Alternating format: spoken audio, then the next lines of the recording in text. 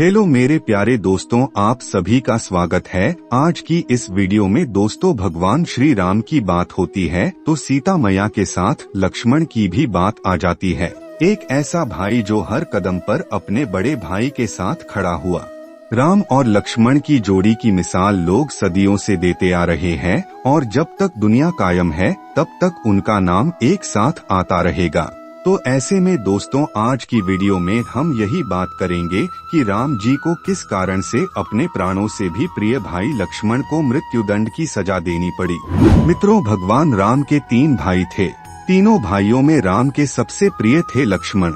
लक्ष्मण भी राम का बहुत आदर करते थे, इसलिए जब भगवान राम वनवास के लिए जाने लगे तो लक्ष्मण भी हट करके राम के साथ वन गए।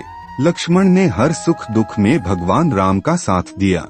इसके बाद भी एक बार लक्ष्मण जी से एक छोटी सी गलती हो गई तो भगवान राम ने उन्हें मृत्युदंड दे दिया।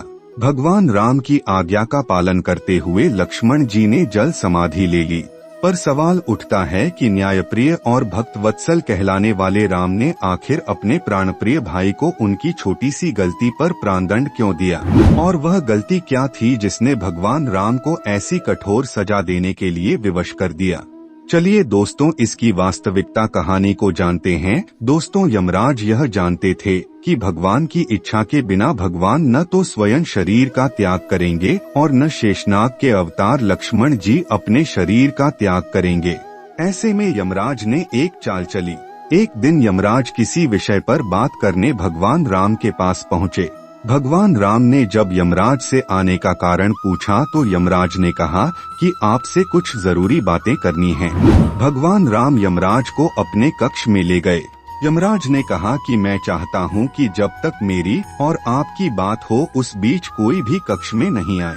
यमराज ने अपनी बात को आगे बढ़ाते हुए कहा कि अगर कोई बीच में आ जाता है तो आप उसे मृत्युदंड देंगे, ऐसा आपको वचन देना ही होगा। भगवान राम ने यमराज की बात मान ली और यह सोचकर कि लक्ष्मण उनके सबसे आज्ञाकारी हैं, इसलिए उन्होंने लक्ष्मण जी को पहरे पर बैठा दिया।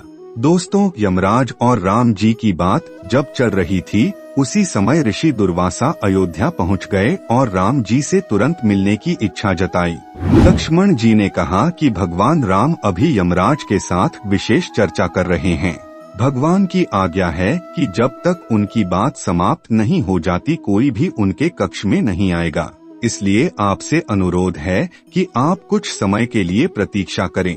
ऋषि दुर्वासा लक्ष्मण जी की बातों से क्रोधित हो गए और कहा कि अभी जाकर राम से कहो कि मैं उनसे मिलना चाहता हूँ, अन्यथा मैं पूरी अयोध्या को नष्ट होने का शाप दे दूंगा। लक्ष्मण जी ने सोचा कि उनके प्राणों से अधिक महत्व उनके राज्य और उनकी जनता का है, इसलिए अपने प्राणों का मोह छोड़कर लक्ष्मण जी भगवान राम के कक्ष में चले गए। भगवान राम लक्ष्मण को सामने देखकर हैरान और परेशान हो गए। भगवान राम ने लक्ष्मण से पूछा कि यह जानते हुए भी कि इस समय कक्ष में प्रवेश करने वाले को मृत्यु दंड दिया जाएगा, तुम मेरे कक्ष में क्यों चले आए? लक्ष्मण जी ने कहा, दुर्वासा ऋषि आपसे भी मिलना चाहते हैं। उनके हठ के आगे झुककर मुझे आपके कक्ष में आना ही पड़ा। राम जी यमराज से अपनी पूरी बात करके जल्दी से ऋषि दुर्वासा से मिलने पहुँचे। यमराज अपनी चाल में सफल हो चुके थे। राम जी से यमराज ने कहा कि आप अपने वचन के अनुसार लक्ष्मण को मृत्युदंड दीजिए। भगवान राम अपने वचन से मजबूर थे। राम जी सोच में थे कि अपने प्राणों से भी प्रिय भाई को कैसे मृत्युदंड दिया जाए। राम जी ने अपने गुरु वशिष्ठ जी से इस विषय में बात की तो गुरु ने बताया कि अपनों का त्याग मृत्युदंड के समान ही होता है, इसलिए आप लक्ष्मण को अपने से दूर कर दीजिए, यह उनके लिए मृत्युदंड के बराबर ही सजा होगी। जब राम जी ने लक्ष्मण को अपने से दूर जाने के लिए कहा तो लक्ष्मण जी ने कहा कि आपसे दूर जाकर मैं तो यूं ही मर जाऊंगा, इसलिए अब मेरे लिए उचित है कि मैं आपके वचन की लाज रखूं। लक्ष्मण जी भगवान राम को प्रणाम करके राजमहल से चल पड़े और सरयू नदी में जाकर जल समाधि ले ली। इस तरह राम और लक्ष्मण दोनों ने अपने अपने वचनों और कर्तव्य का पालन किया। इसलिए दोस्तों कहते हैं, रघुकुल रीत सदा चली आई, प्राण जाए पर वचन न जाए।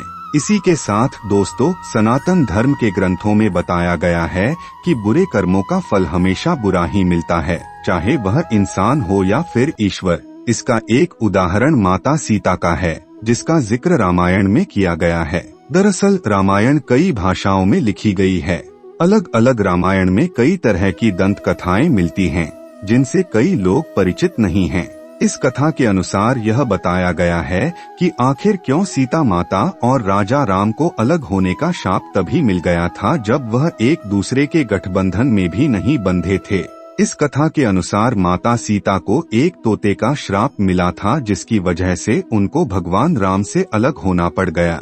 दोस्तों, कथा के अनुसार माता सीता बाल्यावस्था में अपनी सहेलियों के साथ बगीचे में खेल रही थी। वही बगीचे में एक तोते का जोड़ा पेड़ पर बैठा था।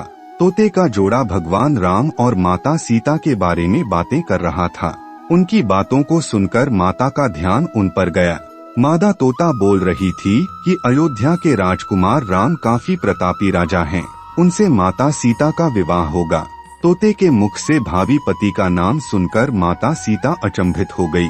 उन्हें अपने बारे में और जानने की इच्छा जागृत हुई, इसलिए उन्होंने अपनी सखियों से कहकर दोनों पंछियों को पकड़ लिया और फिर उन दोनों को पुचकार कर पूछा कि भविष्य के बारे में इतना ज्ञान कहाँ से प्राप्त हुआ। तब पक्षियों ने बताया कि इससे पहले हम महर्षि वाल्मीकि आश्रम में रहते थे, जहाँ रोज राम और सीता के जीवन के बारे में बताया जाता है, इसलिए उनको दोनों के बारे में हर चीज कंठस्थ याद हो गई। सीता जी ने पक्षियों से कहा कि जिस जनक पुत्र सीता की तुम लोग बात कर रहे हो वह मैं ही हूँ। मुझे मेरे और राम के बारे में और भी बातें जाने। तब नर तोता ने कहा कि हे सीता, आपका विवाह अयोध्या के राजा दशरथ के ज्येष्ठ पुत्र राम के साथ आपका विवाह होगा और आपकी जोड़ी तीनों लोकों में सबसे अद्भुत होगी। सीता जी सवाल पूछती रही और दोनों तोते जवाब देते रहे। ऐसे में सीता जी प्रसन्न हो गई और कहा कि अब ये हमारे साथ यहीं पर रहेंगे। लेकिन यह सुनकर तोता हैरान हो गया और उनसे कहा कि हम पक्षी हैं, हमें पिंजरे में कैद न करो। तोते ने इसके लिए बहुत याचना की। तब सीता जी ने नर तोते को तो छोड़ दिया, लेकिन मादा तोते को नहीं छोड़ा और कहा कि यह मेरे साथ ही रहेगी। नर तोता ने कहा कि मेरी पत्नी गर्भवती है, इसलिए ऐसे समय पर उसको जाने दें। हम दोनों एक दूसरे का वियोग सहन नहीं कर सकते, इसलिए आप मेरी पत्नी को जाने दें। लेकिन दोस्तों, सीता जी ने उसकी एक न सुनी। इस पर मादा तोता को बहुत गुस्सा आया और शाप दिया कि जिस तरह तुमने गर्भावस्था में मेरे पति से मुझको अलग कर दिया है, वैसे ही गर्भावस्था के दौरान तुमको भी पति वियोग सहना पड़ेगा। इतना कहते ही मादा तोता ने अपने प्राण त्याग दिए। दोस्तों, बताया जाता है कि अगले जन्म में वही तोता धोबी था, जिसने माता सीता के चरित्र पर लांछन लगाया था, उंगली उठाई थी, जिसके बाद भगवान राम ने सीता का गर्भावस्था के दौरान त्याग कर दिया था। तो दोस्तों, इस बात से स्पष्ट हो जाता है कि जैसे कर्म हम करते हैं वैसा ही हमें फल मिलता है। चाहे इस जन्म ना मिले तो दूसरे जन्म तो जरूर मिलेगा। इसलिए हमेशा अच्छे कर्म कीजिए, सत्कर्म कीजिए, कभी भी किसी का दिल न दुखाएं। तो दोस्तों, आज के लिए बस इतना ही। उम्मीद करती हूँ कि आज की यह आपको सारी जानकारी अच्छी लगी होगी और इसके बारे में आप क्या कहना चाहेंगे, नीचे कमेंट सेक्शन में आकर आप हमें बता सकते हैं। साथ ही आज की वीडियो पसंद आई हो तो इसे लाइक कीजिए। हमारे चैनल को सब्सक्राइब नहीं किया तो उसे भी सब्सक्राइब कर लीजिए। आप सभी का धन्यवाद।